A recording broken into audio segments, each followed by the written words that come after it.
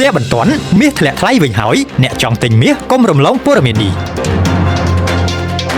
ក្រោយពីការហក់ឡើងថ្លៃខ្លាំងអស់មួយរយៈពេលនេះតម្លៃមាសបានធ្លាក់ចុះវិញយ៉ាងគំហុកមកនៅតម្លៃខ្ទង់$4,900បើគិតនៅត្រឹមព្រឹកថ្ងៃទី11ខែមិថុនាឆ្នាំ